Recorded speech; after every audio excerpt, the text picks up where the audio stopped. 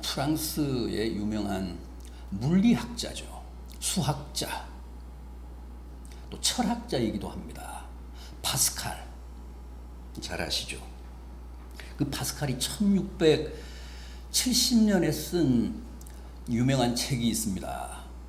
기독교 진리를 변증하기 위해서 썼던 팡세라는 책.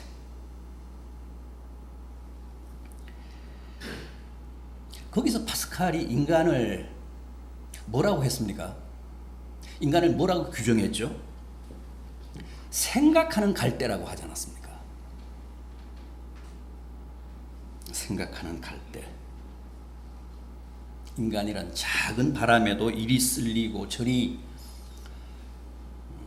휘는 나약한 존재지만 생각하는 존재라는 사실 때문에 위대하다고 했습니다. 피조물 가운데 가장 귀하다고 했습니다.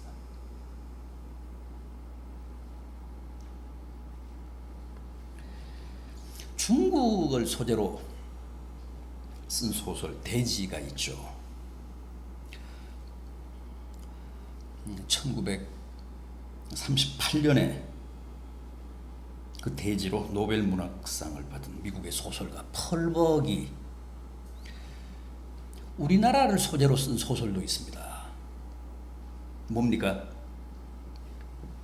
제목이 뭐죠? 살아있는 갈대입니다. 이게 1963년 미국에서 출판이 됐는데 시중에 나오자마자 베스트셀러가 되었습니다.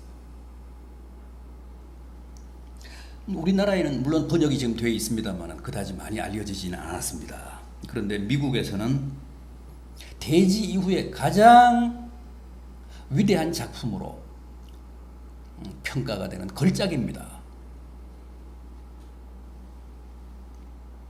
펄벅은 미국 장로교회가 중국으로 파송한 선교사의 딸이었습니다. 그래서 어릴 때부터 그 중국에서 살았어요. 한 20년간. 그래서 중국을 잘 알죠. 펄벅이 중국을 한 단어로 대지라고 한 겁니다. 적절하잖아요. 중국이야말로 대지잖아요. 우리나라는 갈대라고 했는데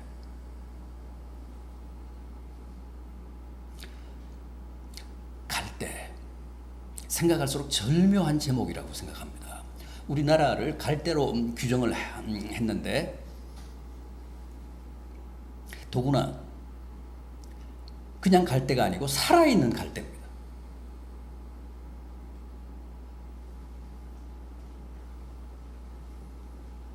열강들 사이에서 늘 바람에 흔들리며 가장 나약하고 불안정한 모습을 보이는 위태로운 민족인데 용케도 기적같이 아직 살아있다는 겁니다. 불가사의하다는 거죠.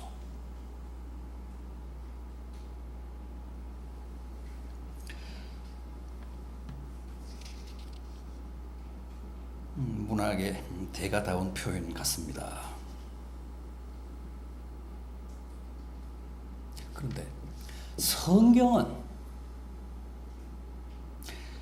제가 소개해드린 오늘 본문은 우리 인생을 뭐라고 했습니까? 우리를 어떻게 표현했습니까? 본문 3절을 보십시오. 상한 갈대라고 합니다. 상한 갈대. 파스칼의 생각하는 갈대도 대단한 통찰이고 펄벅의 살아있는 갈대도 공감이 충분히 느껴지지만은 성경이 말씀하는 이 상한 갈대야말로 훨씬 더 리얼하잖아요. 훨씬 더 극명하지 않습니까?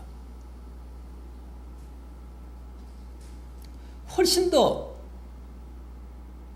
적나라한 표현이잖아요.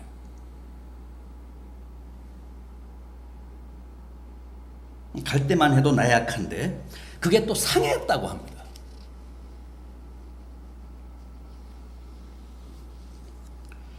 오늘 본문에는 상한 갈대 외에도 또 하나의 문학적인 표현이 나옵니다. 그게 뭡니까? 꺼져가는 심지입니다. 꺼져가는 등불입니다. 옛날 등잔 기억하십니까?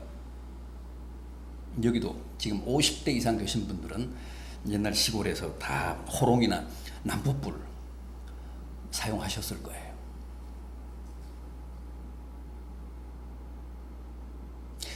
호롱에 기름이 있을 때는 괜찮습니다. 그러나 기름이 다 마르면 어떻게 됩니까? 그때부터는 심지가 타면서 가물가물 꺼져갑니다. 그러면 빨리 기름을 부어야 됩니다. 호롱을 채워야 됩니다. 그렇지 않으면 결국 불이 꺼지면서 연기가 나고 냄새가 온 방에 진동을 합니다.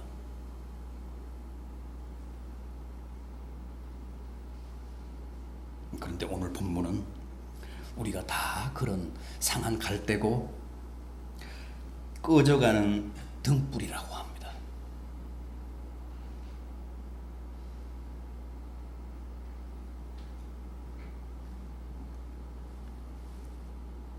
그럼에도 여기서 중요한 게 뭡니까? 이 말씀에서 중요한 게 뭡니까? 주님은 우리가 다 그렇게 상한 갈대 같고 꺼져가는 등불 같은 존재지만 그렇다고 우리를 꺾거나 끄지 않는다는 거예요.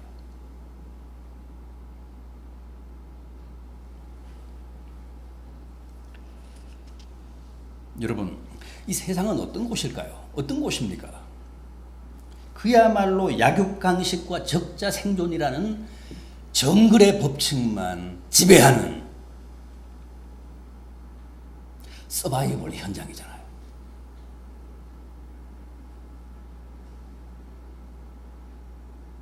따라서 상한 갈대나 꺼져가는 심지는 절대 용납하지 않습니다. 가차없이 도태시킵니다. 상한 갈대를 싸매거나 꺼져가는 등불을 되살리려고 하기는커녕 오히려 남의 상처에 소금을 뿌리고 남의 약점을 집요하게 공격해서 기어이 그 불씨를 끄려고 합니다.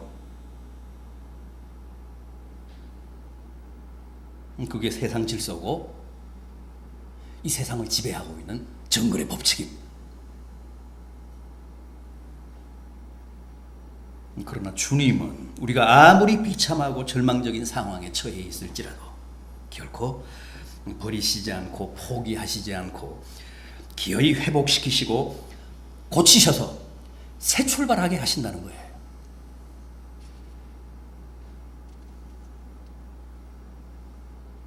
베데스다 연못가에 버려져 있던 38년 된 환자 한번 생각해 보십시오.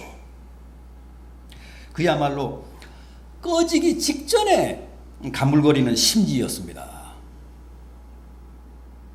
그래서 가족들마저도 그를 포기한 지 오래됐습니다. 그러나 주님은 그를 포기하시지 않았습니다. 기어이 찾아가셔서 네가 낫고자 하느냐? 일어나 네 자리를 들고 걸어가라!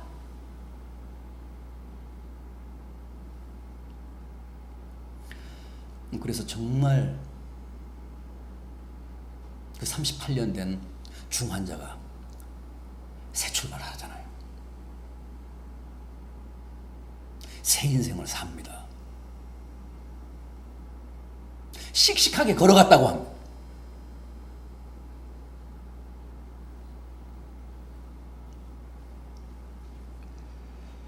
그렇다면 주님이 그렇게 상한 갈대를 꺾지 않으시고 꺼져가는 등불을 끄지 않으시는 이유가 뭘까요? 아무리 상하고 아무리 꺼져가는 등불일지라도 아직은 희망이 있다고 보셨습니다.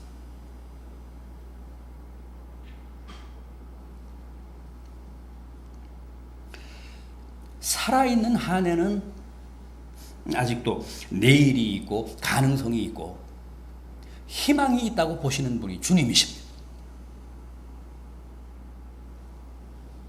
요한복음 8장에 보면 가늠하다가 현장에서 붙잡혀온 여인 얘기가 나옵니다.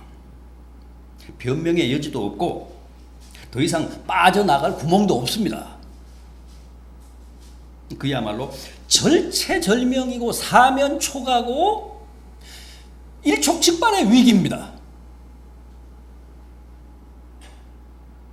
꼼짝없이 훅 하고 꺼질 수밖에 없는 생명입니다. 그럼에도 주님은 손에 돌을 들고 그 상한 갈대를 꺾고 꺼져가는 등불을 끄려는 분노한 군중들을 향해, 그래, 가늠한 여인에게 돌을 던지라. 그러나 죄 없는 자가 던지라. 죄 없는 자가 먼저 쳐라.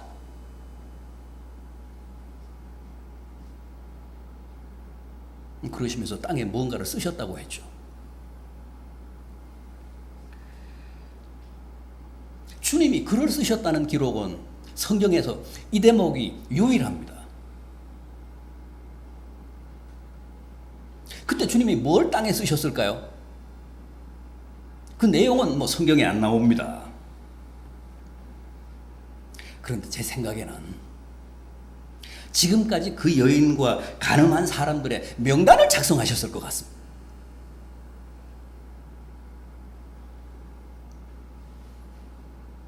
그래서 하나 둘 뒷걸음질을 치며 다 그 현장에서 달아났던 겁니다.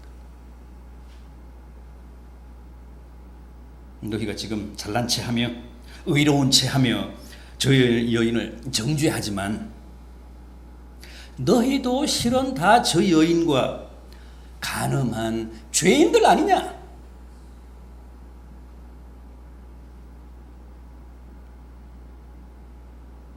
주님이 그렇게 자칫 자신도 돌에 맞을지 모르는 모험을 감행하신 것은 아무리 상한 갈대고 꺼져가는 등불일지라도 아직 살아있는 한은 누구에게나 가능성이 있고 희망이 있다는 겁니다. 그에게도 기회만 주면 얼마든지 새 출발할 수 있다는 거예요. 그게 주님이 늘 우리 인생들을 보시는 기본적인 시각입니다. 주님은 늘 우리를 그렇게 보십니다. 네 인생은 끝났다가 아닙니다. 너는 간음했으니까 돌에 맞아 죽어야 한다가 아닙니다. 그래, 실수했다, 죄를 지었다. 그러나 너는 아직 살아있기 때문에 내일이 있다, 희망이 있다. 너를 정죄하고 단죄하는 저 사람들보다 앞으로는 더 성결하게 살 수 있다, 더 깨끗하게 살 수 있다. 그러니 새 출발해라, 새로운 인생을 살아라.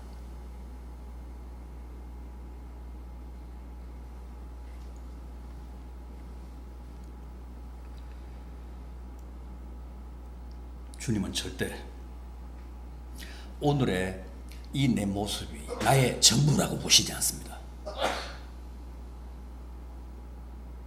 그럼 나를 어떻게 보십니까? 반드시 미래의 빛 앞에서 보십니다. 희망의 빛 앞에서 보십니다. 가능성의 빛 앞에서 보십니다. 그러나 간음한 여인을 붙잡아 주님 앞에 끌고 와서 고소했던 사람들은 그 여인을 어떻게 봤습니까? 죄를 지었으니까 돌에 맞아 죽어야 할 여자로 본 겁니다. 가늠하다 현장에서 붙잡혔으니까 모세의 율법에 따라 돌에 맞아 죽어야 할 여자, 그 이상으로는 절대 보지 않았습니다. 그러니까 미래가 아니라 과거로 그 여인을 심판한 겁니다. 그러나 주님을 보십시오. 똑같은 대상을 앞에 놓고도 똑같은 대상을 바라보시면서도 180도로 다릅니다. 죄를 지었으니 죽어야 한다가 아니라 어제는, 오늘은 비록 간음했을지라도 내일은 누구보다도 순결하게, 누구보다도 깨끗하게 살아갈 수 있는 가능성의 존재이기 때문에 절대 꺾거나 생명의 불을 꺼서는 안 될 존재로 보신 겁니다. 용서해야 할 대상으로 보신 겁니다.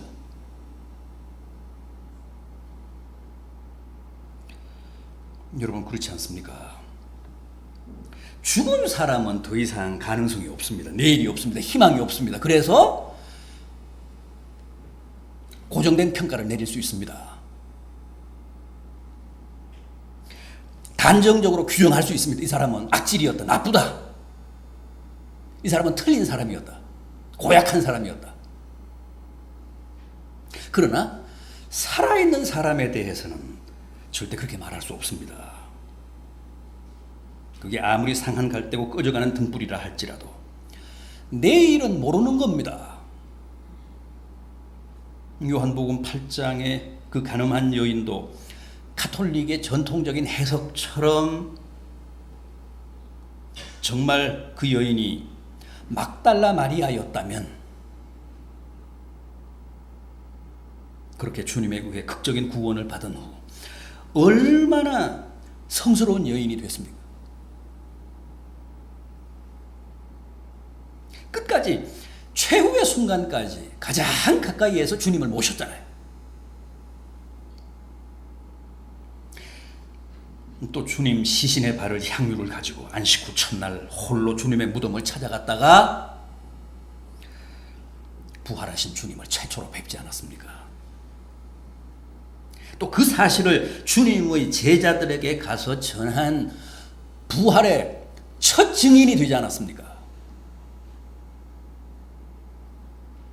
그래서 신학자들은 이 막달라 마리아를 사도 중에 사도라고 합니다. 사도들에게 주님의 부활을 증거했다고 해서 사도라는 말에 의미가 그렇습니다. 부활의 증인이라는 뜻입니다. 그런데 사도들에게 주님의 제자들에게 최초로 부활 소식을 전했으니까 막달라 마리아야말로 사도 중에 사도입니다.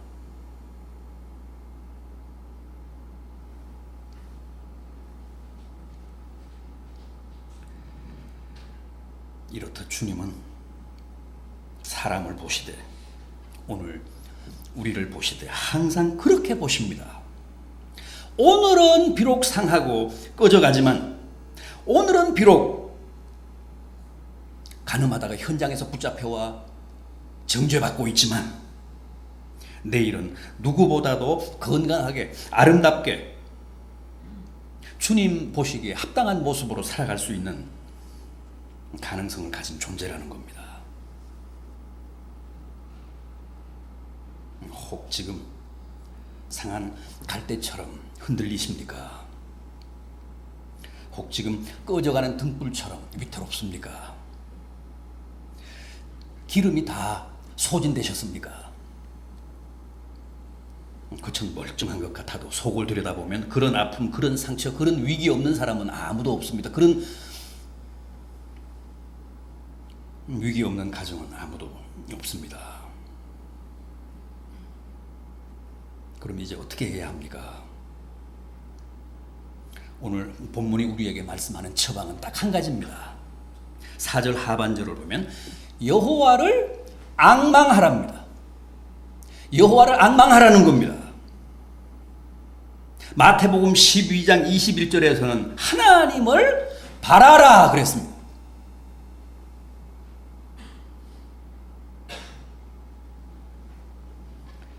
여러분, 상한 갈대를 꺾지 않으시고 꺼져가는 등불을 끄지 아니하시는 주님만이 우리의 유일한 해법입니다. 오직 주님을 바라보시며 구원을 청하시고 또 기도하시기 바랍니다.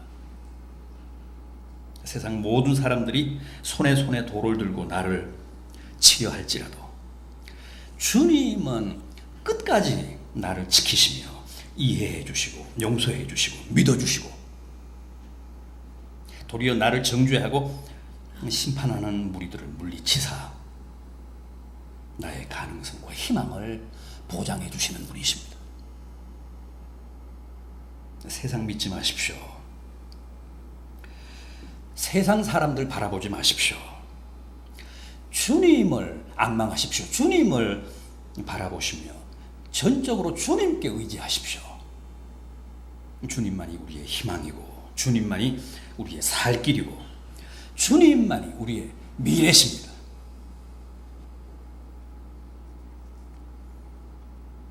오늘 부르면 제가 벌써 이 노래를 100번째 부르는데 오늘도 제대로 부를 것 같지는 않습니다. 해리 볼백의 유명한 찬송시잖아요. 미국 사람들은 지금도 이 노래 날마다 부르는데, 자주 부르는데,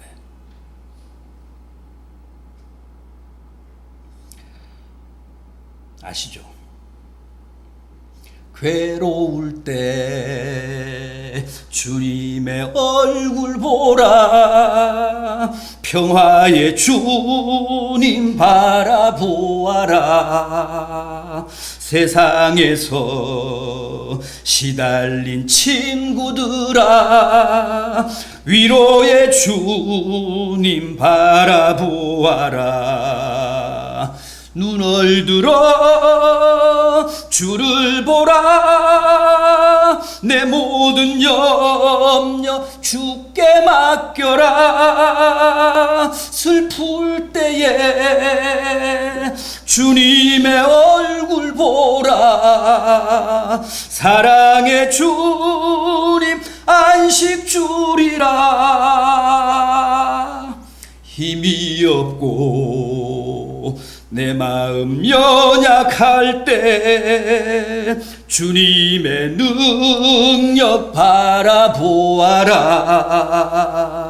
주의 이름 부르는 모든 자는 힘주시고 늘 지켜주시리. 눈을 들어 주를 보라, 내 모든 염려 주께 맡겨라. 슬플 때에 주님의 얼굴 보라, 사랑의 주님 안식 주리라.